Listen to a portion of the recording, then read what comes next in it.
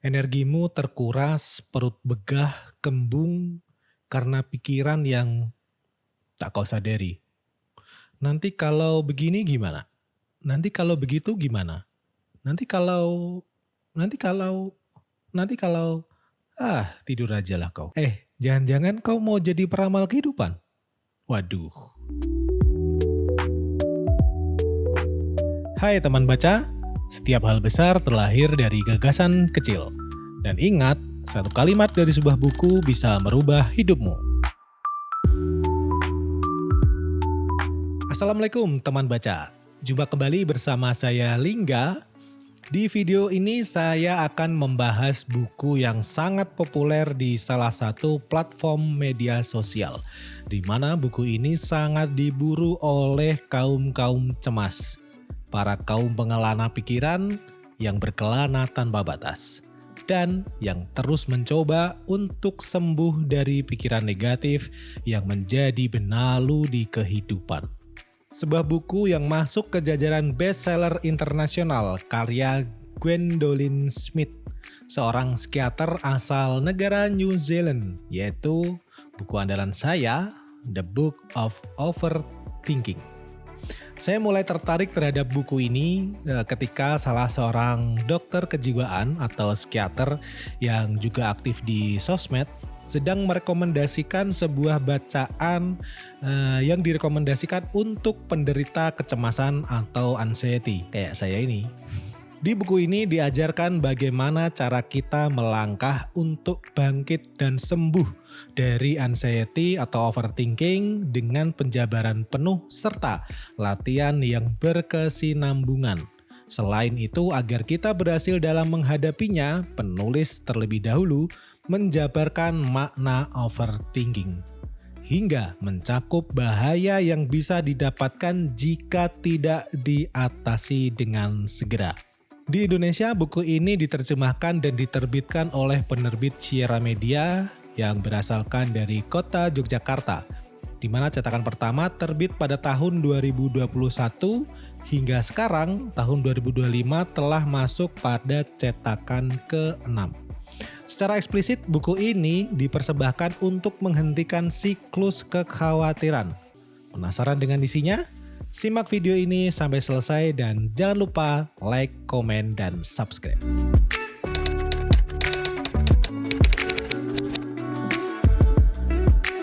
Penulis telah menerbitkan dua buku yang saling berkaitan, yaitu yang pertama adalah The Book of Knowing dan yang kedua adalah The Book of Overthinking ini.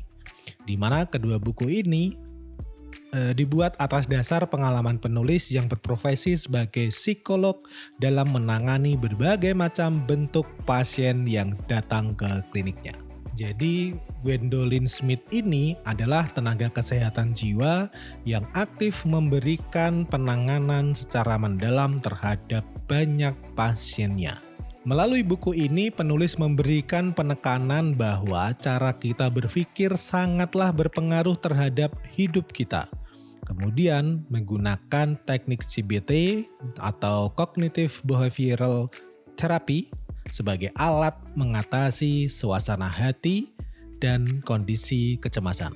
Buku The Book of Overthinking ini disajikan dalam bentuk seperti komik, karena meskipun buku ini sebenarnya ditujukan kepada orang yang lebih dewasa, namun penulis meyakini bahwa kesenangan orang dewasa pun hampir sama dengan kesenangan anak-anak ketika melihat gambar-gambar yang lucu. Overthinking bisa dengan mudah bertahan dan berkembang karena 3 faktor, yaitu yang pertama adalah kebiasaan membaca pikiran orang lain. Ini berasal dari mudahnya kita menyimpulkan pikiran orang lain dengan sembarangan. Kita berpikir bahwa pikiran orang lain pun sama dengan pikiran kita, padahal tanpa ada bukti bahwa itu benar, tanpa kita ngobrol, tanpa mengonfirmasinya atau sekedar bertanya langsung pada orang tersebut. Celakanya, ini dijadikan bahan dasar untuk berasumsi menilai orang lain, dan pikiran berkecamuk terus pada asumsi itu yang tentunya kenyataannya pasti berbeda. Contohnya begini, katakanlah kamu merasa bahwa kamu adalah karyawan cukup teladan di mata bos kamu. Sehingga kamu berpikir bahwa bos kamu akan memberimu bonus, respon positif, atau sekedar pujian. Tapi nyatanya saat berjumpa dengan bos kamu, ia hanya lewat saja dengan ekspresi senyum biasa saja.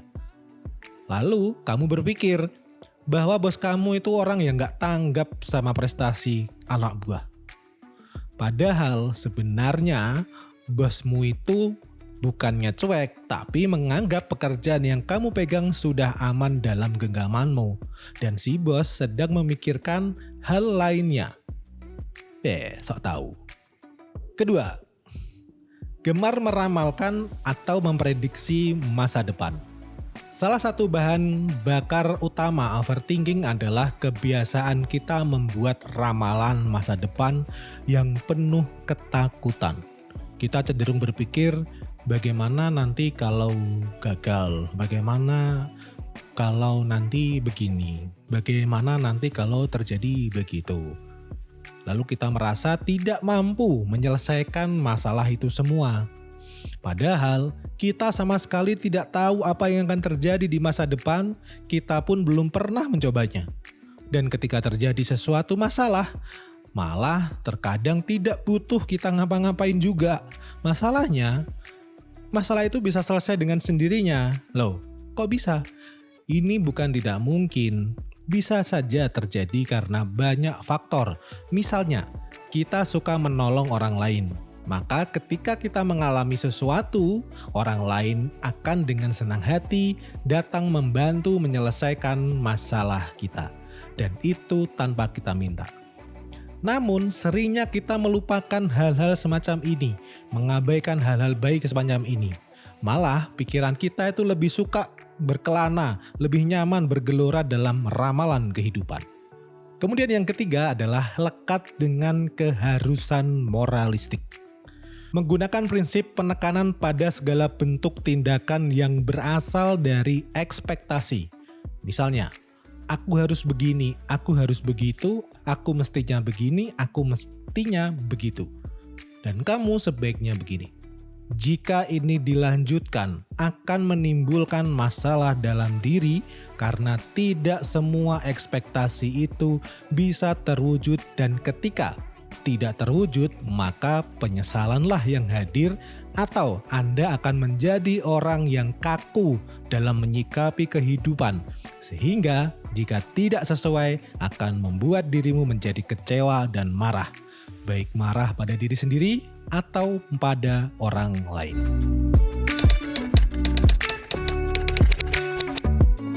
Penjelasan mengenai overthinking yang dijabarkan dalam buku ini menjadi sangat relatable karena disajikan dalam bentuk contoh kasus dari yang dialami oleh penulis yang seorang psikolog aktif. Sehingga dengan diberikannya contoh kasus tersebut, Anda lebih mudah memahaminya. Pun demikian juga dengan cara penanganan yang disajikan dan dengan realistis dan bisa dicoba sendiri secara mandiri. Namun sayangnya di dalam buku ini saya belum menemukan penjelasan yang eksplisit apa yang menjadi penyebab utama timbulnya overthinking. Pembahasannya lebih banyak berdasarkan faktor internal daripada faktor eksternal. Tapi yakin deh, kalian punya anxiety dan overthinking ketika membaca buku ini dan memahaminya, maka kalian akan manggut-manggut karena saya pun demikian. Sekali lagi, untuk kamu yang overthinking ataupun anxiety, kamu akan sangat terbantu oleh buku ini. Oh ya, meskipun kamu mungkin telah datang ke psikiater dan mendapatkan penanganan medis, kamu pun mesti memperbaiki diri sendiri dengan cara memilih data dan informasi yang masuk ke dalam diri kamu. Selain dibantu obat-obatan oleh tenaga medis, kamu juga harus bangkit biar kamu nggak capek, dokternya nggak capek, psikolognya pun nggak capek. Tapi kamu berhasil memutus mata rantai overthinkingmu. Nah, tunggu apa lagi? Langsung saja kalian dapatkan buku ini di toko buku terdekat di kota Anda, atau kalian bisa klik link di deskripsi. Demikian video kali ini, dan jika kalian merasa video ini bermanfaat, jangan lupa untuk like, komen, dan subscribe supaya kamu nggak ketinggalan insight-insight menarik dari buku-buku lainnya. Di ruang baca, kita nggak hanya membahas isi buku, tapi kita juga akan belajar bersama bagaimana menciptakan dan memiliki hidup yang jauh lebih bermakna. Satu saja kalimat dari sebuah buku bisa jadi awal perubahan besar dalam hidupmu. Sampai ketemu di video selanjutnya, selamat membaca dan harimu pasti bergairah. Assalamualaikum.